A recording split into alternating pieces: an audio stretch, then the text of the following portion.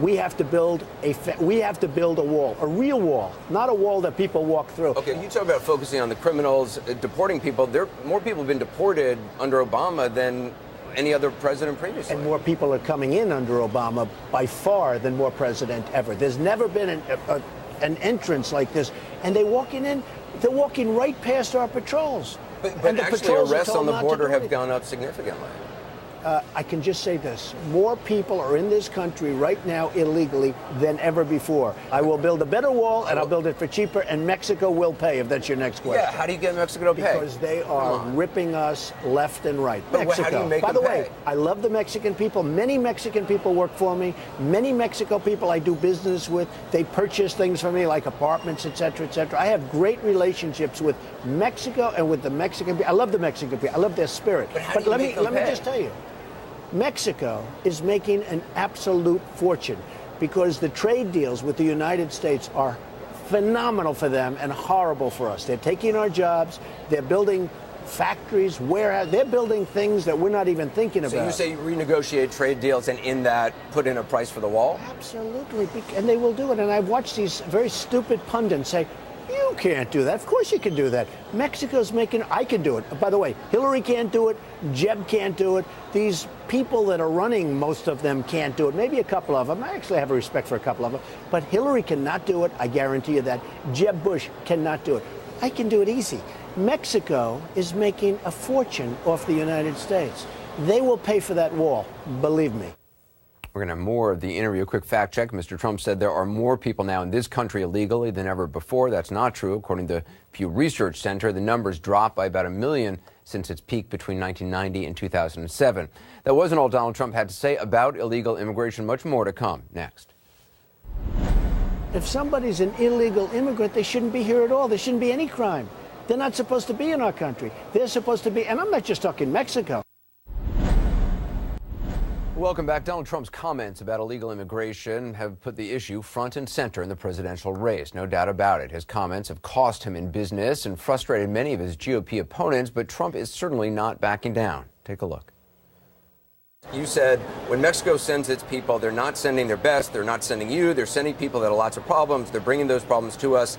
They're bringing drugs. They're bringing crime. And they're rapists. You went on to say some of them are probably okay. How did you start it off? You said when Mexico sends its people. When Mexico. Well, let me ask you about that. I'm talking about the government. What evidence do you have that the government sends their Everybody knows it. This man or this animal that shot that beautiful woman in San Francisco, this guy was pushed out by Mexico. We bring him back and they push him out. Mexico pushes back people across the border that are criminals, that are drug dealers. So if the article that you're basing this on, this Fusion article that you've cited. Well, that's just one of many articles. Okay. That talks about 80% rapes. But that's not it. Just look at Homeland Security reports. Look at all of the reports that have come out. But there are, I mean, you talked about their reports. I got to look at a bunch of studies here that say there's actually no correlation between illegal immigration and crime, and that, in fact, immigrants actually commit crimes at a lower number. You're not a baby. Okay, you're not a baby. I'm not saying there's not a lot of individual coming in are causing tremendous problems in terms of crime, in terms of murder, in terms of rape, in terms of lots of other things. Let me give you two studies. Northwestern University, cited by the Washington Post, says essentially no correlation between illegal immigration and violent crime. Pew Research Center, using figures from the University of Massachusetts, found, quote, the crime rate among first-generation immigrants, those who came to this country from somewhere else, significantly lower than the overall crime rate and that of the second generation. Listen, if somebody's an illegal immigrant, they shouldn't be here at all. There shouldn't be any crime. They're not supposed to be in our country. They're supposed to be, and I'm not just talking Mexico. They're coming from all over the world. I'm not just talking about Mexico. We're talking Central America as well, but you're saying that there is a correlation between... And you're probably talking about the Middle East, and you're talking about other places. The southern border is a disaster. I'm speaking this weekend in Arizona. They say the crowd is going to be enormous. Somebody said I'm the most popular person in Arizona because I'm speaking the truth. Those people are living with it. When I look at Rick Perry, he talks about the border. He did a terrible job at the border. He was governor of Texas. He could have done a much better job than he did. He did a terrible job along the border. So you don't believe these studies? You said that there is a correlation between crime and illegal. Number one, but even if the studies were correct, I'm not talking about correlation. When you have illegal immigrants coming in, if they commit crime, they're not supposed to be here. You did indicate that the people coming across the border were raping 80% of the women based on this fusion. You are putting things. Right, read the article. Did you pull up the article? I did. I pulled up the article. Now, that article was written by Fusion. Right. You know who owns Fusion? Yeah, Univision. Univision. Right. You know who I'm suing? Univision. Right. But and they have a big problem with my lawsuit. So let me just tell you something. Univision comes out like I'm some bad person. Univision's being sued by me. The thing that they own is Fusion, and they're talking about 80% rapes. I didn't make that up.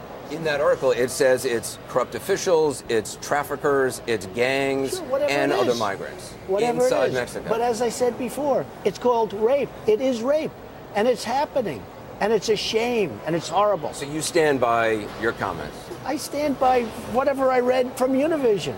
Univision did it. I didn't do it. Well, joining me now is CNN Chief National Correspondent John King, host of Inside Politics. And by the way, we'll have more of the interview coming up, and CNN Chief Political Analyst Gloria Borger. So, John, first of all, on the illegal immigration, how big of a deal is it that Donald Trump says he can't guarantee that illegal immigrants don't work for any of his businesses or any of his construction sites, that nobody can guarantee that? How much does that open him up to allegations of hypocrisy? And I should also point out, he says they do more on that site to try to, eliminate any illegal immigrants. Well, it does open him up to challenges of hypocrisy. It'll be interesting to see whether anybody in the Republican field goes after him or whether that comes from outside. It also, you get to the question where, he's the guy who says, I'm running because I'm a businessman. I make smart decisions. I don't, anybody does stupid things, I fire. He thinks everybody who's worked in the government apparently in the last 25 years is stupid, to use his word. And yet he says, when you asked him and challenged him, he says, well, I hire a contractor who then hires a subcontractor. And, I guess these things happen. Well, you can't have it both ways. You're either the boss who's the businessman who doesn't hire stupid people, or you're the boss of the businessman who apparently hired somebody who did things that are against the law. So it's interesting as this plays out, Anderson. That's a fascinating conversation. When you challenge him on the facts, he blames somebody else or he comes up with some conspiracy theory. Whether that has legs over the long term is the big question. Most people who've watched politics for a long time think it won't last. It was interesting, Gloria, because he said, I pointed out the Daily Beast article that was released today about this court case he was involved with. The 200 illegal immigrants from Poland were used to clear the land that the Trump Tower is built on back 35 years ago. He says it's pathetic to bring it up. It's so far ago. But, during a debate, that's the kind of thing. He's now running for president. He's in a different category. They went after Mitt Romney for landscapers. Landscapers. Right. They went after Mitt Romney because somebody who was in charge of the landscaping on his property hired somebody who was an illegal immigrant to take care of the yard. And so when you're running for president, it's kind of a different ball game. And Donald Trump should understand that, and I think he's beginning to understand it, because when you seek the highest office in the land, your records are going to be poured through, whether it was 35 years ago, whether it was 3 years ago. And I think he's doing that to his fellow Republicans, talking about their previous record, calling Hillary Clinton the worst Secretary of State, in history, and then saying he donated to her campaign. These are questions that he has to answer. And by the way, Anderson, I think he has to have a better answer on the Hillary Clinton question and why he donated to her campaign than it was just part of the game. I was just playing the game. I think people don't like that game very much. Well, although, John, to his point, he's both critical of the game, but also says, essentially, I was playing the game. He at least kind of points out the discrepancy there. That's a conflict. Well, he points out one of the things that everybody hates about politics, because the average Joe out there thinks that big business or big rich people or big donors get together and they get the meetings with the senator. They get the meetings with the White House staff. They get access to the president, and the average Joe doesn't. So he's saying that's just the game, but then he's conceding he plays it. And so, again, you can raise the question of, how are you a hypocrite or are you now a reformed sinner? That's one he's going to have to answer. But, again, it's when you challenge him on facts, he pushes back and he says, you're no baby, Anderson. Yes, you're no baby, Anderson, and you did your research for the interview, and you come to him with the facts. It is a fact that the number of border crossings is down. Now, most people say that's not because of any breakthrough in border security. It's mostly because the Mexican economy is doing better, so people are staying. I spoke to several attorneys general this week, including the attorney general of this state where I am tonight, California, who say that, to your point, that the percentage of, and number one, she criticized the heinous crime in San Francisco. She said it was horrible, but by percentage, she says especially violent crime committed committed by the undocumented is way down. It's a tiny statistic. This is a horrible case, but statistically, it is very low. But when you press him on that, he just challenges you or questions your credibility as opposed to addressing what are known as facts. Although, Gloria, I will say talking to Donald Trump is different than talking to any other politician out there, because he does.